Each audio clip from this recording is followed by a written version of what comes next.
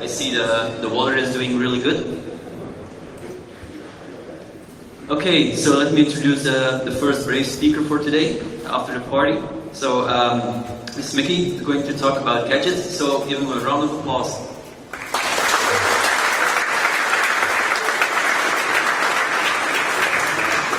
Can everyone hear me? Okay. Good morning, everyone. Thank you for coming.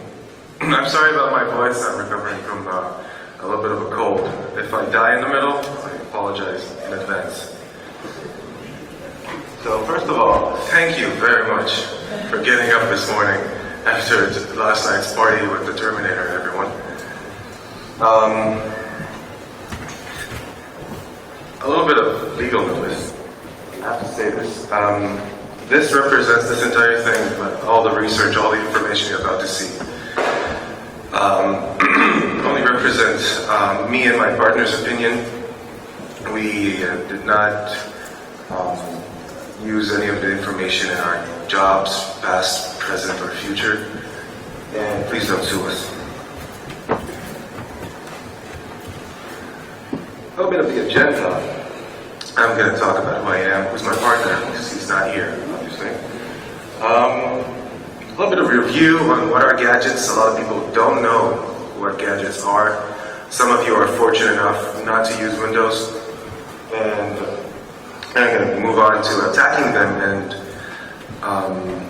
I'm going to dive a little bit into the technical. I'm going to show a few demos and go into the code behind them. So it's going to be fun. And at the end, a couple of words of what do we do about it. So Toby is my co-speaker. He couldn't make it. He still has a job in the US. What he does is a senior security technologist for a Fortune 50 company. I'm reading from the thing. And, well, basically, he is an opinionated loudmouth whose job is to tell developers that their babies are ugly. And it sounds funny, but it's true. I can vouch for that. Me. This is not my usual field of expertise. What I do is I break stuff, but I focus in hardware and firmware. So moving to JavaScript is not my expertise, so I apologize in advance if you ask me something that I don't know how to answer immediately. But I do my best to try. And on that note, if any one of you have a question, please ask and interrupt me. I don't want people to say questions to the end. You might forget a few. So if you have something, raise your hand or just shout out and ask me.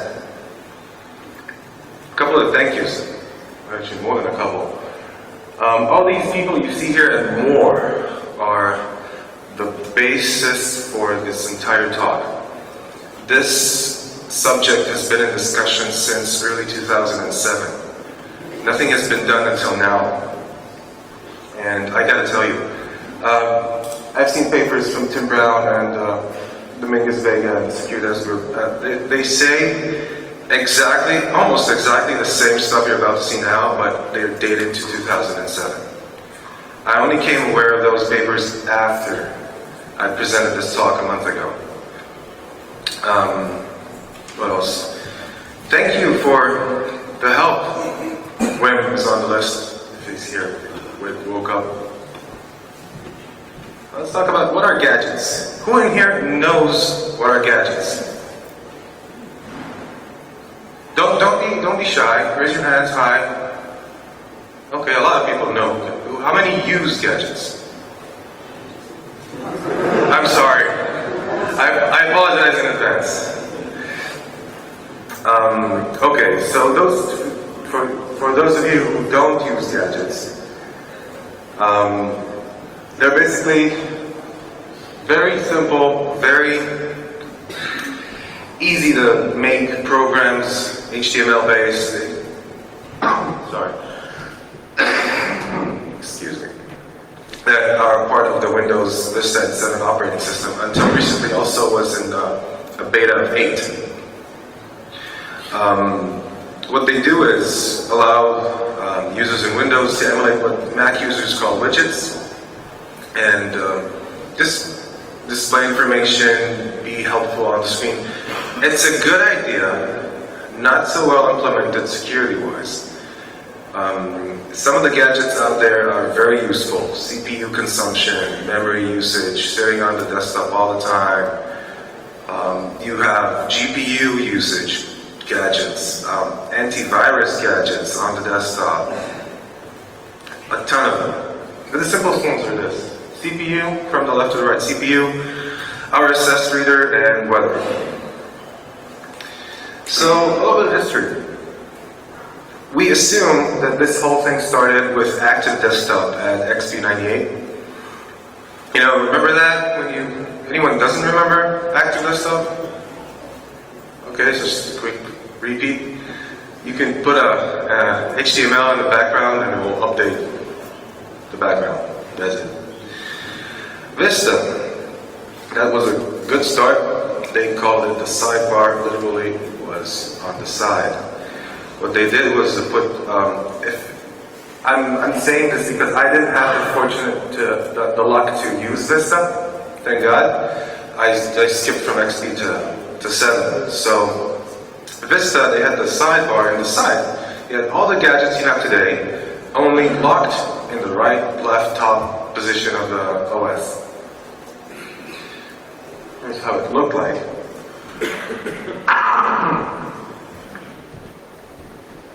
You didn't get enough flexibility to move it around. In Windows 7, what they did was improve it, but not security-wise. What they did was they just detached it from the side and enabled the users to put the gadgets wherever they want on the screen, put them on top all the time, which is very useful if you like updated information in front of you all the time. But in 7, it still runs in a single process. It's the sidebar exe process. It's not multi-threaded, nothing, just one. They added enterprise security features like GPO and matching. I will talk about that later.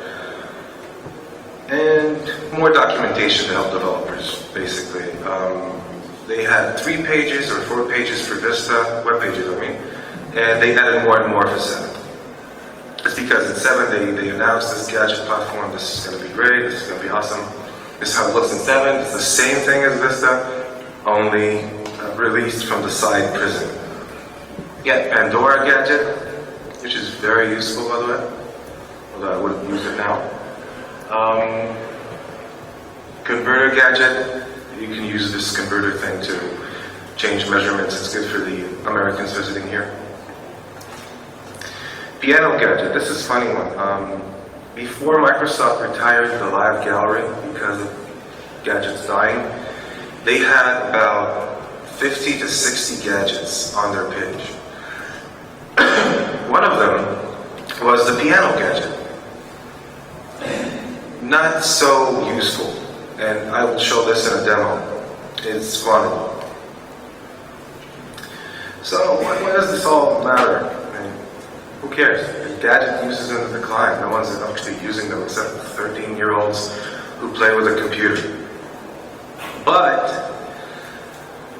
this development style, using app containers like Good or any other company that makes the app containers, it's easy for developers. You have this big framework some company developed, and you have a ton of new to iOS developers that want to do iOS apps, and you just do HTML-based apps for iOS, package it and send it.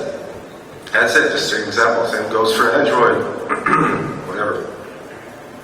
So this style of development is taking off. I'm going to talk about the risks of it.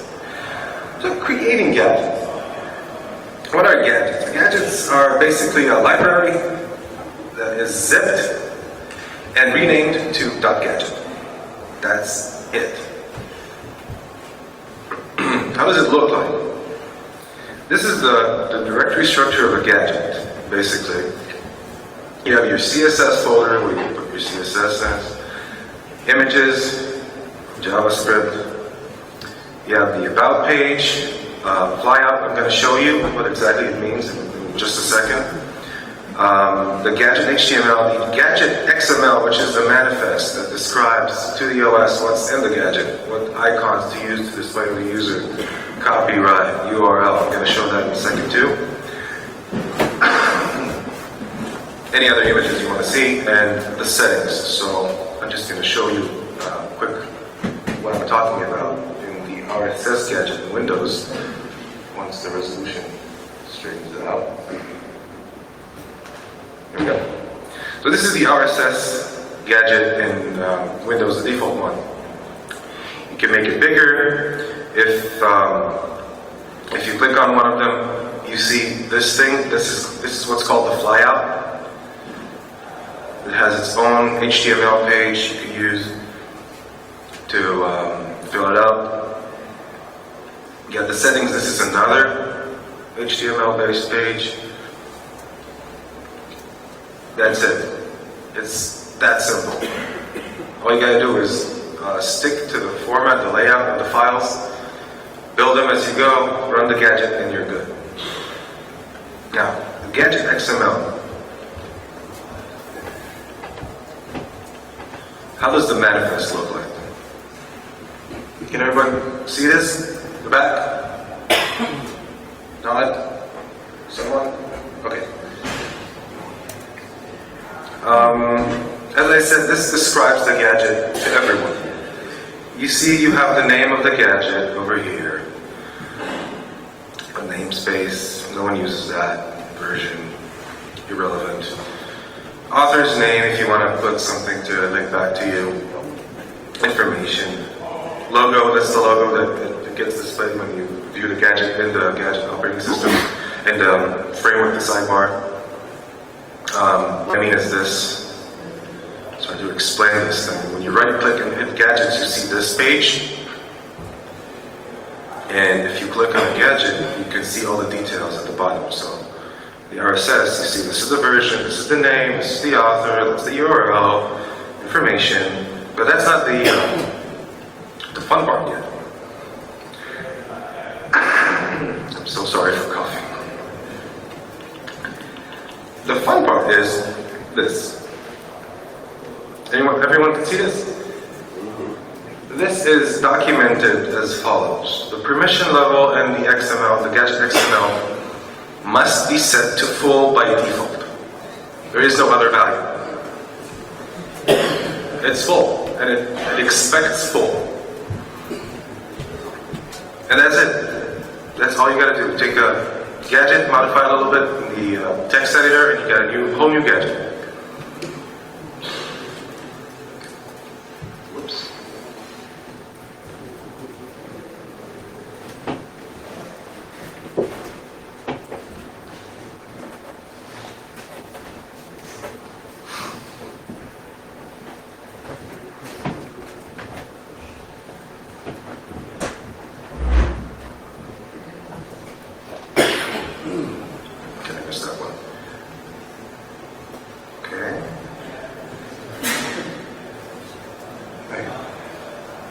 So that's the basic structure of a gadget.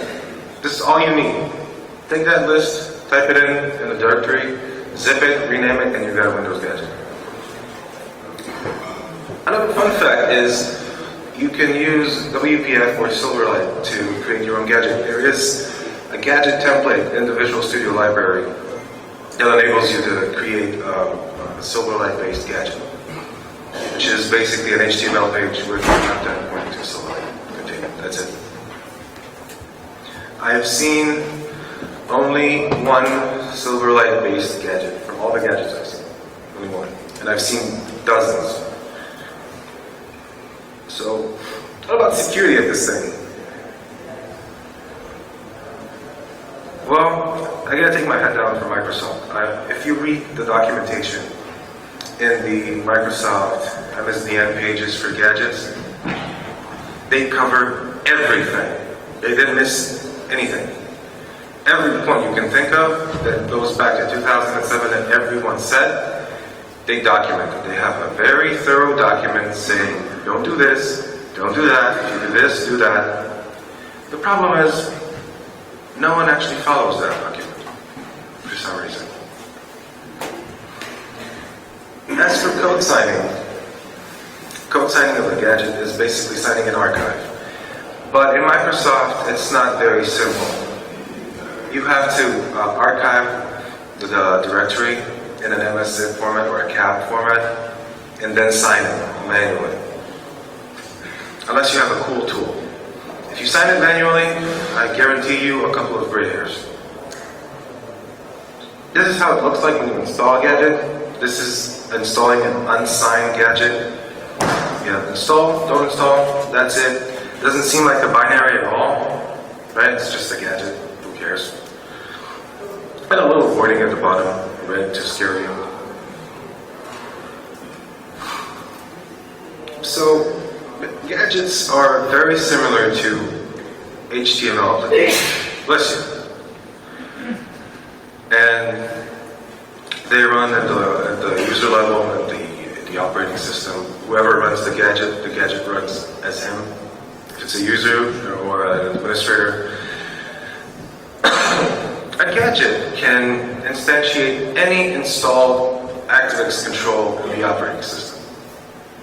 If it's installed, and a gadget can run it, use it, and you won't know about it. I'll show you a demo of this soon. UAC.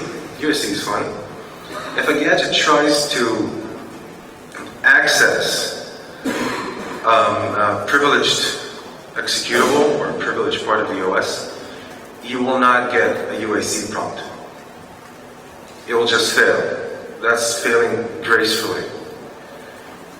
You can try, but you won't see the UAC prompt, which is the only, I think it's the only scenario I know of that the UAC prompt will not display. Any questions so far? Okay. And, well, parental controls apply as the same as the web browser. It's the sidebar process uses the IE engine. So a lot of it's similar. So some of the enterprise controls for all of you enterprise folks here. You can, from GPO, you can set to turn off the sidebar, disable it completely.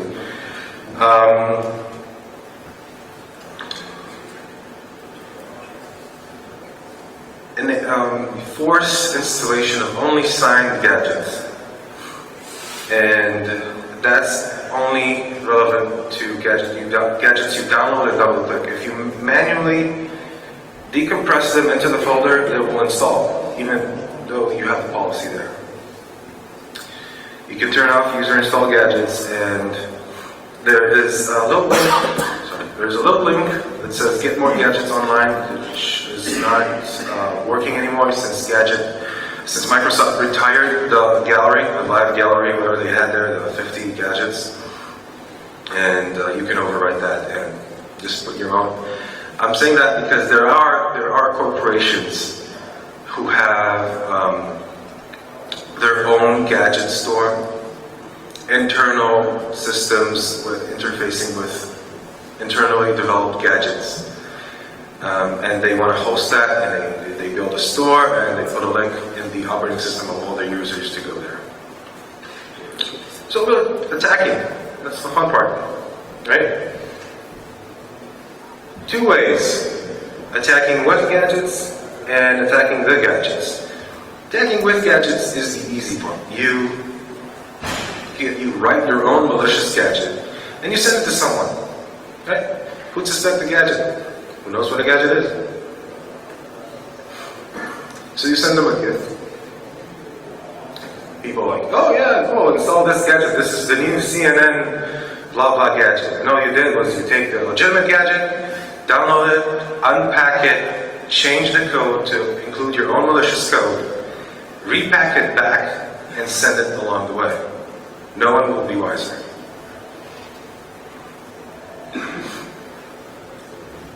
No, the gadgets are not perceived to be dangerous. Basically, they can do whatever a binary can do. Only JavaScript and the AV will not look at it, unless you have shellcode in it. So what about it? So install the gadget. So what? You run my code, I own you. Plain and simple. Just that. That's the basic thing. First thing I ever did with a gadget was run calc. So shell.run calc. That's how simple it is in JavaScript in a gadget. No huss, no puff, no huss. Sorry, my English is not my first language. What else you can do? You can open URLs, which I'm going to show you soon, which is very important because gadgets share the same cache as the IE. I have a demo of a gadget using this feature or option to ride on the fact that some users just don't log out of Gmail. So just have a gadget open Gmail and you're still logged on and the gadget will send email. And the same goes as a demo for a banking software that you remember to log in for your bank.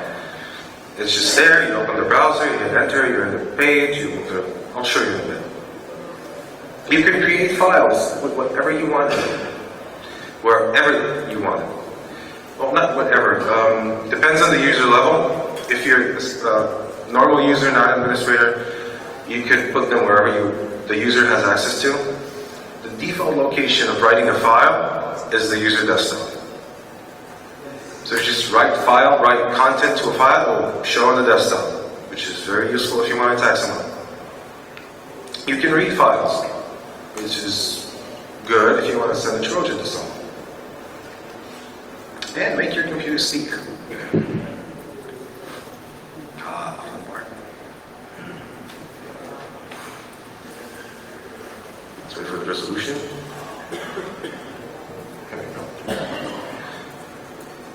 Key feature for an attacker in gadgets is the send keys function.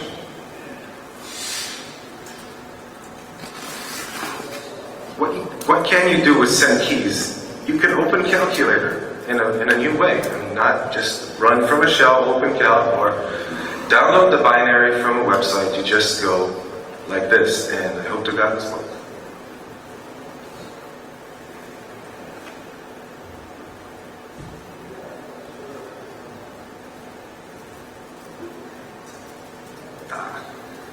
Missed it.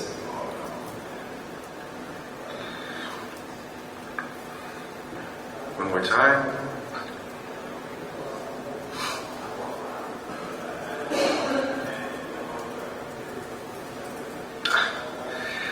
Yeah. Sorry, demo gods. I have more demos, I hope that they will work. Let's look at this from the code perspective.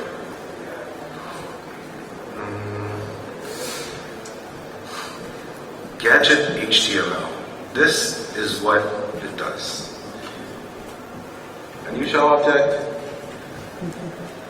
and control escape is what opens the start menu, and you just go up, right, up, right. Then you found the calculator and just hit enter, and it's supposed to save you, but if it works. This is how simple this is.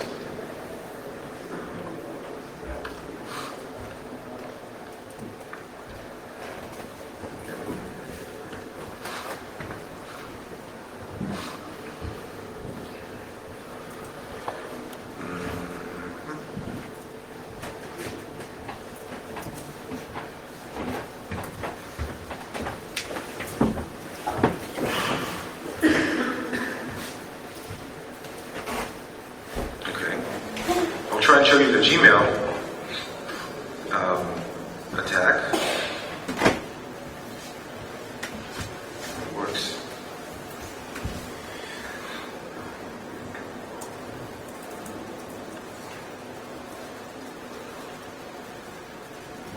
Of course.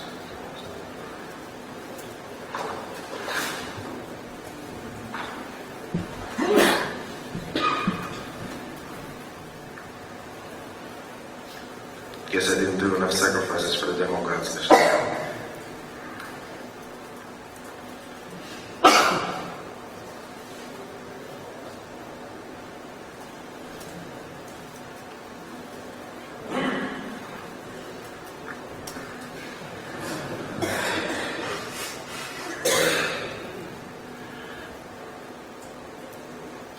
jack off in the audience. I wasn't planning on trying this gadget, but I'm going to review its code, so I apologize in advance for the music.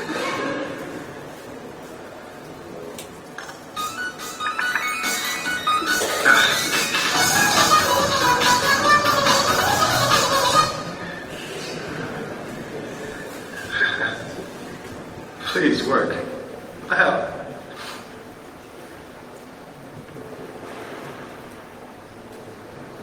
Again.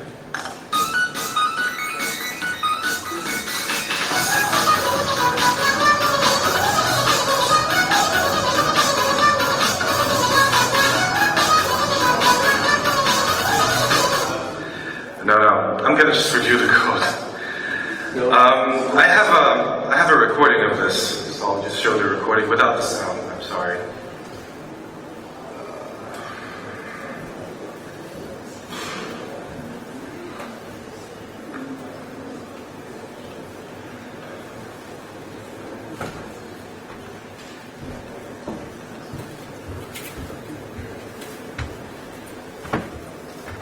You want to see this? Same Windows. Open the Neoncat, it opens Gmail.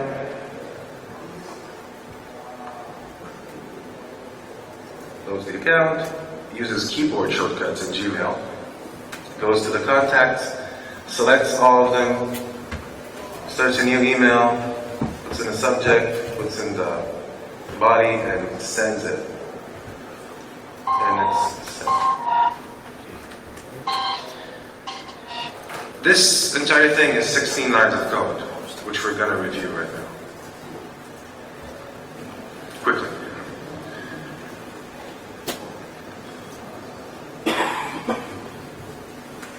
This is it.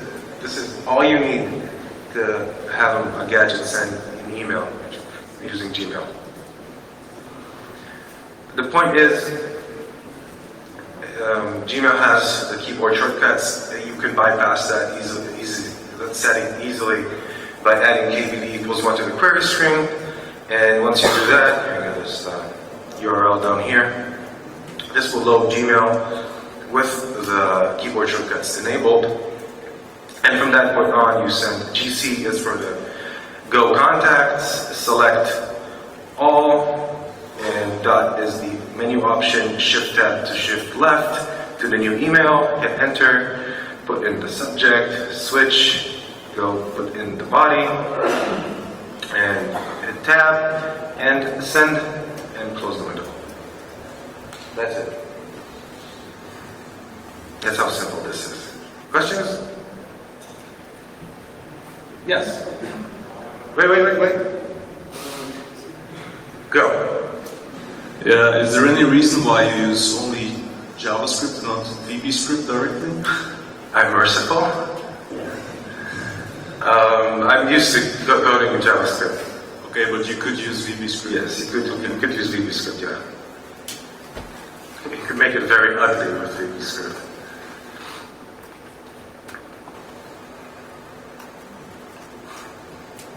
Okay.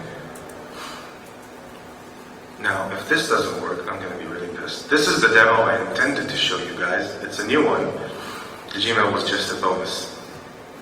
This is a little bit of background. There is a banking company somewhere in Europe that develops software for users to connect to banks, and they sell that to banks to use. They have a demo page of that software where you can log in. It's perfect. It has a username, password, just remember me, log in. And this is what happens when a malicious gadget abuses that feature when someone does that thing. Remember me. Just put this here.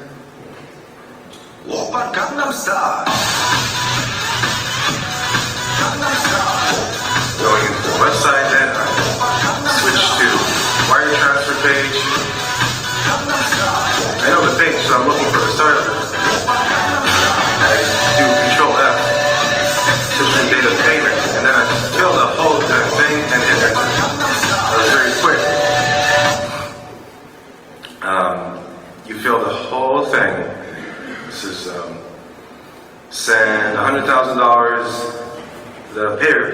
charges to Bank of Kazakhstan, Borat, a whole bunch of information. I guess at some point I got tired of just fake city, fake state. And submit. When you hit submit, it says the selected account does not have sufficient funds. I mean, don't want to mistakenly transfer funds to nowhere. Let's see what's in this thing.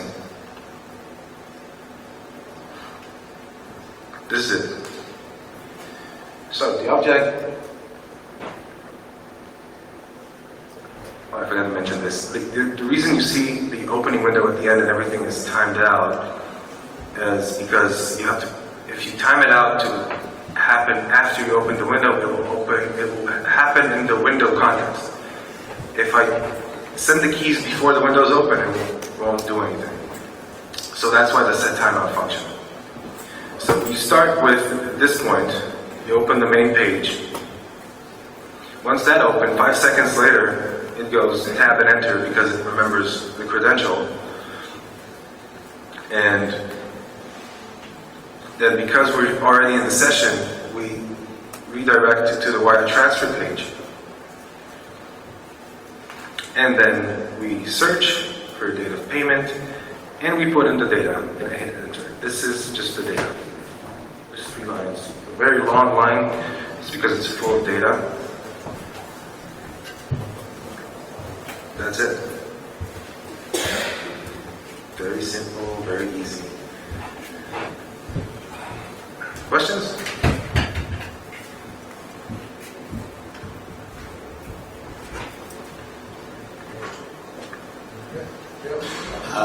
Well, I have one. Sure. So, can you hide the browser window? No, you can do something better than that. Because you have shell access, what you do is simple. You go and do a scheduled task to run after the computer has not been used for 60 minutes. So the computer's on and no one's near the computer, which is a feature of Microsoft Windows. And you can make your gadget run as the first gadget when the sidebar process starts. So you say, start the sidebar process when the computer is idle for 60 minutes and have this gadget run first, and it will do what it has to do, its malicious thing. Mark for itself somewhere. Write a file to this saying I'm done. And from that point on, with a simple check if this file exists or not, it will be a normal gadget. Any more questions? Please, oh, BJ Ninja. Does Microsoft set what a legitimate use of sending keys is? What have they used to any of their gadgets? I have no idea why they have it there. I haven't seen it in any gadget. And no, I have no idea. But the point is, it's not a part of the gadget framework. It's an ActiveX control. It's enabled. So you can access it from the gadget framework. So because you can access it, you can do whatever you want. And one of the things is send keys. But they didn't say why they allow such a free access to ActiveX controls. Any more questions? Please. Can you access browser cookies? You can use them. I know. I haven't tried accessing them. Can you use cookies and then Ajax? If the cookies are valid, then basically you can log into that web page that uses the cookies. You can use cookies and Ajax request to bypass the browser using. Because they use the same cache, I'd assume so. I haven't tried it. You should try it.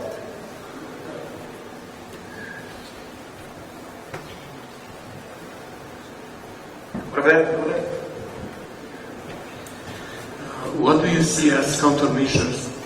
What? Sorry? As on the defend part? Oh, defense part. Yes. Remove it. Don't use it. Remove it. I will talk about this in a minute. Any more questions? Just shout. Oops. So, they're code, therefore they're vulnerable. Fun. So what you do when you want to attack, you search for gadgets, you find gadgets online, you analyze them, you see if they send requests and receive requests, or if you can just make them do nasty stuff and profit. It is as easy as it sounds. You don't have to be a genius to start weaponizing gadgets.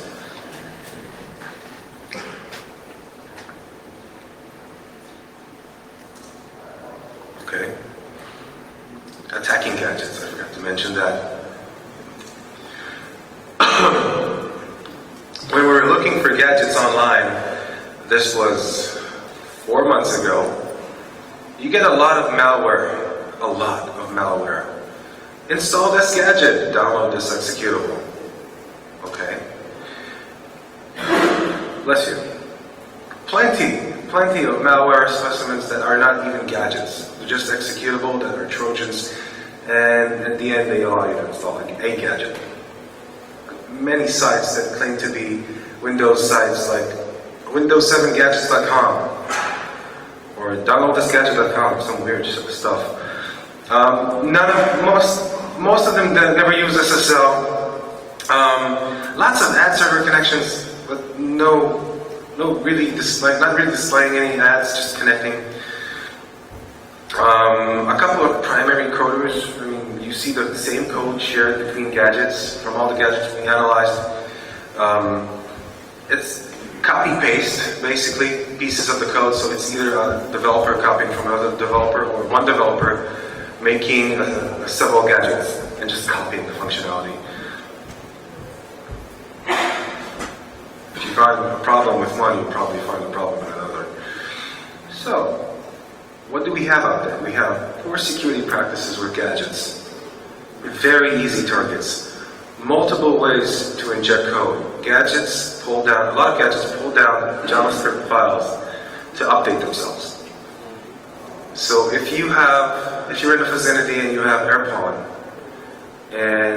or you have a proxy, you can intercept those requests and just do whatever you want. And as I said at the beginning, default permission is full, because that's what it is. Traffic sniffing and easy to spot. How many of you, don't be shy, use Windows 7 64-bit? Thank you. The sidebar process, only in Windows 64-bit, adds one header to the HTTP requests. The header is UA-CPU, and it states that the operating system is 64-bit. Nothing else that I've seen uses that header. Do any one of you know what that header is? Have you heard of this before today? Okay, I'll show you a request.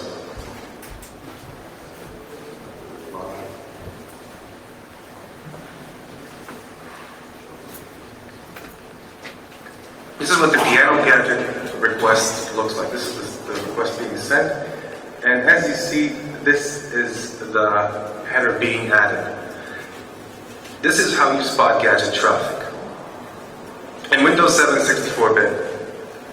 So if you open the sidebar and it connects to the internet, people can know that that request came from a 64-bit Windows machine and it runs gadgets. If they can intercept that JavaScript request, they own your machine. The only reference I've seen to this is in IE 3 and 4. Wait.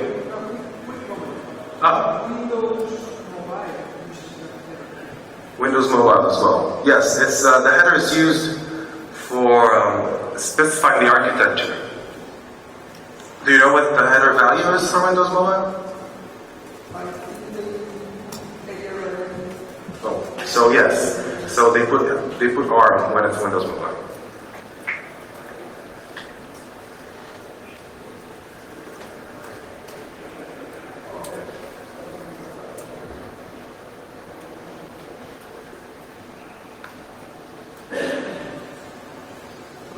Come on. Okay. So you've seen the proof. There is a request being something like that. So traffic sniffing, implementing SSL is very hard, you know. Who wants to do it when you can have the option not to implement it at all? So you write your gadget and say, oh, I need to update the locale, so I'll just pull the JavaScript file from somewhere. I don't need SSL. It's ridiculous. That's why most of the gadgets, most of them, not all of them, pull their SSL. Just one used SSL. One. The Pandora gadget uses SSL.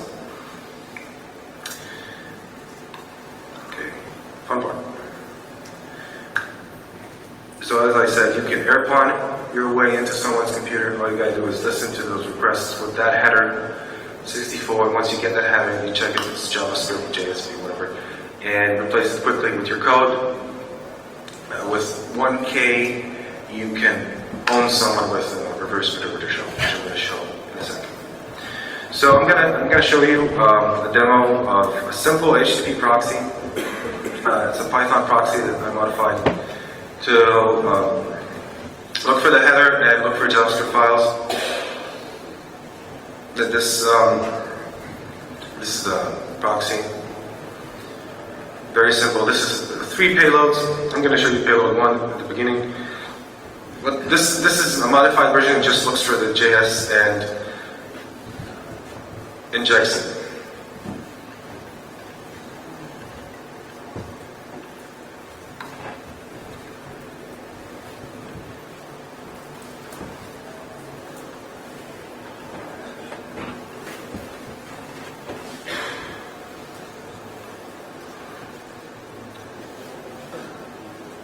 So I started the proxy on my backtrack, and what I'm going to show you now is the legitimate gadget downloaded from Microsoft Library, the piano gadget, which what it does when it starts is request an update, unsecurely, no SSL. So this is what happens when you intercept that. This is a demo on how to abuse the text-to-speech feature in Windows 7, you know, for the lulz. Ha ha ha ha ha.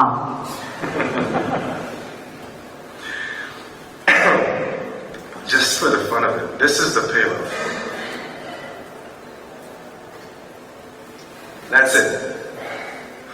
3 lines. All you need to make someone's computer talk, freak them out.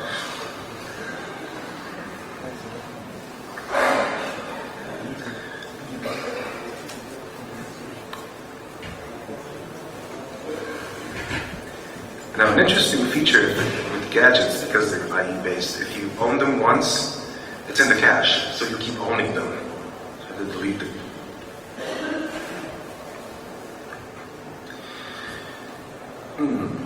So another quick demo. This is the input from the proxy. It gets a request, and the code, and that's it. So next demo, fun one. I'm gonna use a different payload. So the proxy to listen in. So every gadget goes through the proxy. I have interpreter ready, and I have it serving a shell file on the network. So I go back here, and if you look at the desktop, this is what you see, right? Nothing new. And I open my favorite gadget. Oh, pops the shell. Go back. You see the request to pull the file has been made. The file was delivered.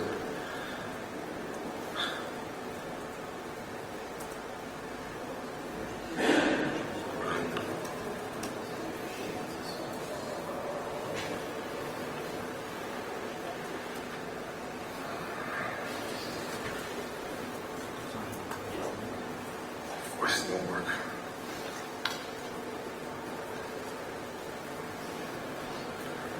Let's try it again.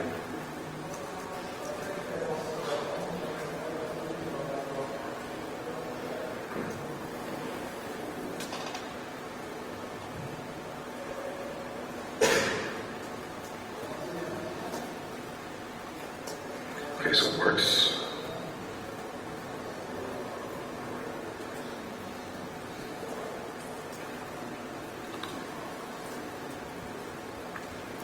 I'm going to do it again.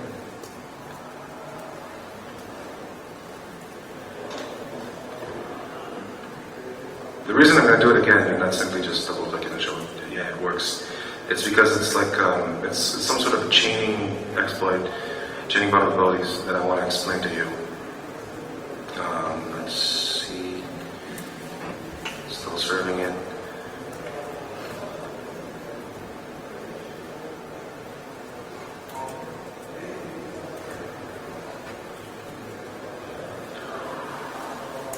Yeah, it should start with Twitter.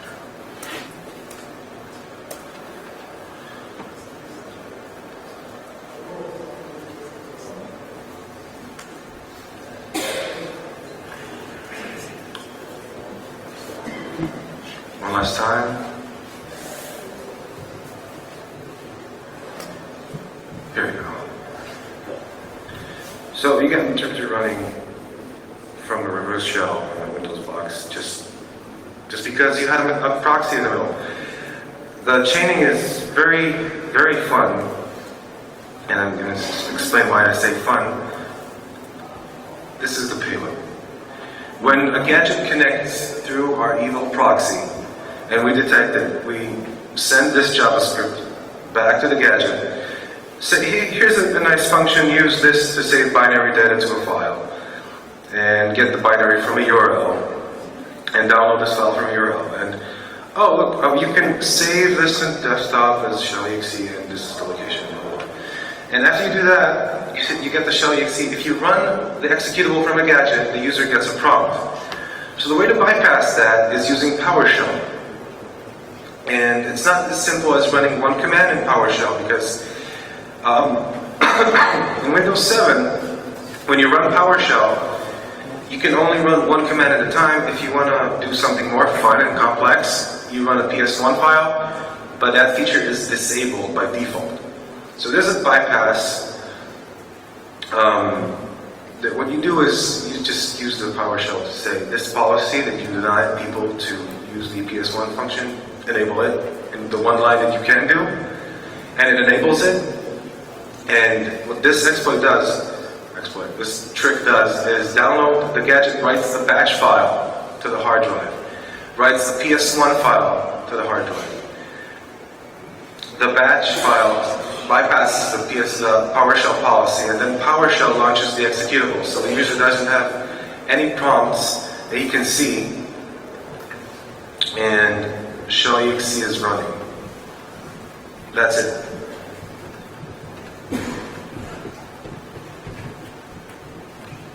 Very simple. Back to presentation. Oh, not enough time.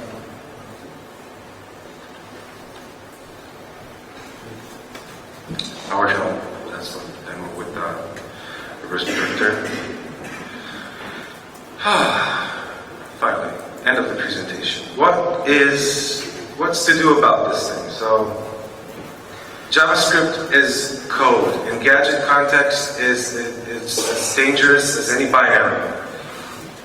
And even more dangerous because antivirus software will not look for malicious content in gadget files, only possibly in IE. Well, they assume IE is covered data envelope. You can't run just any ActiveX in IE without prompting the user, but in gadgets you can do whatever you want. So, as I said at the beginning, AV will not look at it at all. For developers, write your applications properly. I know I developed a gadget 3 years ago. I looked at it 6 months ago. It was wrong. Yes, I know. I cried a little bit. Application frameworks, the key point is if you allow developers to develop using JavaScript and HTML, restrict their movements. Don't allow them to do stuff that is dangerous. If you implement a way for users, for developers to ask for updates, force them to use SSL. And for Microsoft solution, this is the slide Microsoft made. And no one from Microsoft here, right? Good. Microsoft released this advisory mid-July, basically saying, okay, there's a problem with gadget, here's a fix-it solution that removes it from the OS. No gadgets anymore. No gadgets for you. What else they did was they removed backwards compatibility in Windows 8, so you, at a certain point in time in Windows 8 beta, you had gadgets on the desktop, and they removed it. So now they stick to the Metro style apps, or they renamed it. And it was a funny story about this. We were working, me and my partner working with Microsoft, we were emailing back and forth for about a month, and after a month we get an email from Microsoft, and all during that month we say, oh, we found this, oh, we can do that, oh, we can do this. And after a month we get an email back, we have to talk. Conference call with Microsoft. It's like 2 GMTs, 10-hour difference. I'm in the middle of the night talking to Microsoft. And they kind of relaxed us a little bit. 10 minutes into the conversation, they say, we have decided to drop the feature. We were like, okay. And we thought of ways to tell them you can fix it like this, you can fix it like that. All of it went out the window, and we just, our jaws dropped. We didn't expect Microsoft to say, we're going to completely remove this from Vista and 7. And that's it. If anyone now today can go into the Windows Microsoft page for this and click fix it, and it will remove it from Vista and 7.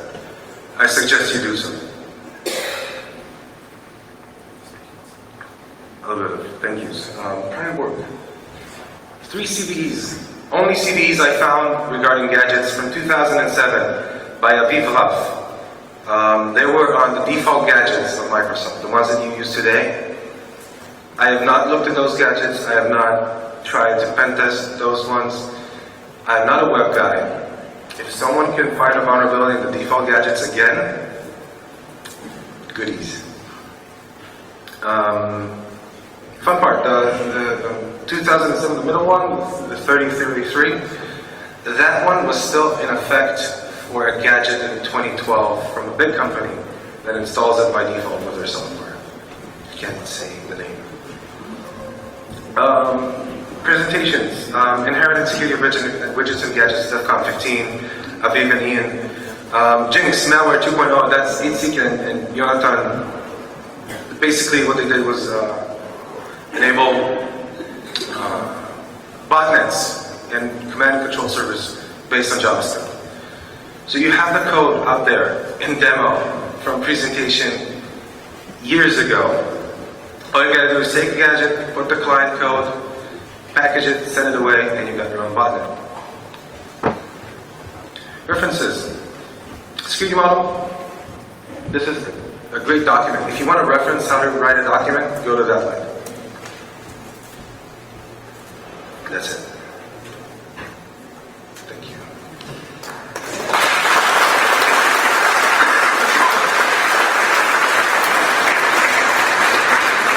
Any questions real quick for 1 minute? Stick your hand up. You're live. No questions? No one wants to know what about HTML5 and gadgets? No one? Okay.